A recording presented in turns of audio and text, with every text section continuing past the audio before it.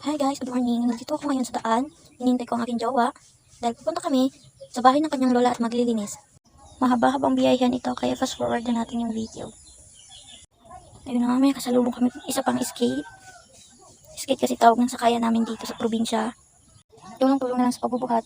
Dahil kung sino yung maraming sakay sa skate, sila yung panalo at sila yung maabante. At yung talo naman, pupunta na muna sa gilid. At ibabalik ulit kapag nakadaan na yung iba. Ganun lang dito sa amin, pakabalik ng skate, ayun, sakaya na ulit. Yan nga, aking boyfriend. Siya yung driver ng sinasakyan namin. Ang dami naman nila mga tanim sa bahay nila. Ang gaganda pa ng mga bulaklak ng orchids. Sana pwede makahingi. Charot. Hindi ko naman sila kilala. At ayun nga, marami rin nagbibilad ng palay kasi mainit. Para may bigas sila. So ano, iyon na nga, dito na kami bababa ng skate at sasakay ng tricycle. Punta kila Lola dahil hindi kami pwede maglakad dahil may dala kaming katray para kay Lola. So ay ako agad sa tricycle dahil sobrang init at sinasakay na rin nila sa bubong ng tricycle yung katray na dadalhin namin para kay Lola. Ayun nga, biyahe ulit. At ang hilog na ng mga pali nila, ang ganda pa. Ayun nga, meron rin palang nag-ani at harvest lang kami nagamit sa pag-aani. Marami rin naghahakot. Natatakot ako baka kasi mahulog kang sa gilid ng kalsada. Sira-sira pa naman yung daan. Dahan-dahan lang kuya. Kayo rin, baka pag sumasakay ng tricycle, umaalog ang kokomelon nyo. Sana all may kokomelon. Pasensya na sa mga lansones dyan. Charot. Bumaba na nga kami sa tricycle at ayun na nga binababa na nila yung cutter na dadalhin namin para kay Lola. Ang cute daw siya. Ito pang kapatid niya, grabe magpa-cute. Nakita kasi nila nag-video ako. Kaya yung todo posing. Ito pang bilinggit na dalaga. So yun na nga, bubuhatin na nila yung katry papunta kay Lola. Ayun na nga, bibilis nila maglakad. Parang may pupuntahan.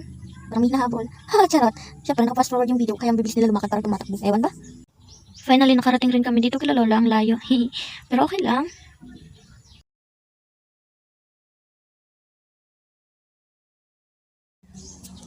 Ayun na nga, nagsiupo na yung mga bata mo kulit kasi napagod na sila sa biyaya at sa paglalakad. At ayun nga yung kalat na nadat na namin sa bahay ni Lola. Yung katry niya nga ay sira-sira na. Yung kusina niya, ang napakakalat rin. So ayun na nga, pagkarating namin, plan linis ka agad at tulong-tulong nga sila sa paglilinis. Ito ko, video-video lang, walang may tulong kasi nga, napakalikabok sa loob at maraming pako, baka matetano pa ako. Ang arte mo dahil, charot.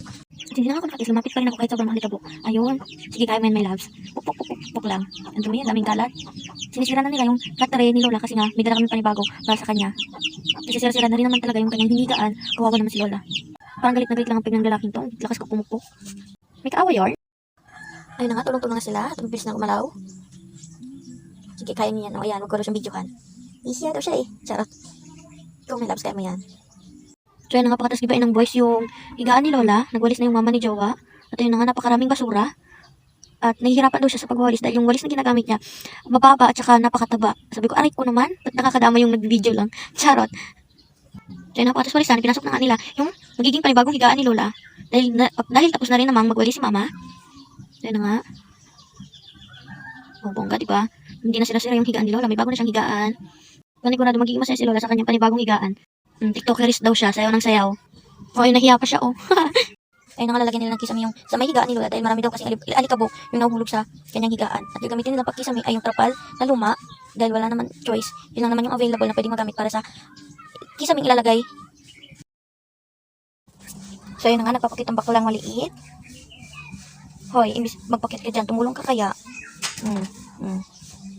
Sana all cute. Imbis na tumulong ang maliit na baklang to, ay nanggugulo pa sa mga ginagawa nila. Ayun nga, sayaw siya na sayaw. Kasi nakikita niya nag-video ako. Kaya ayun, pogi daw siya kahit bakla siya.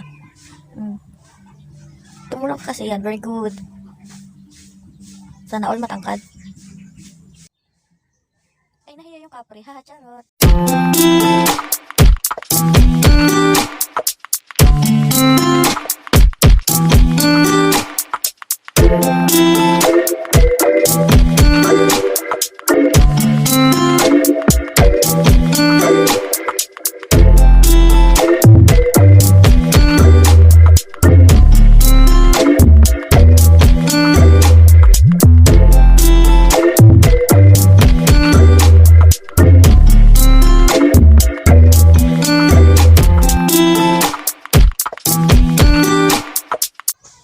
Tuhod na lang yung gagamitin niya sa pagbali ng mga kahoy na gagamitin paggato ni Lola.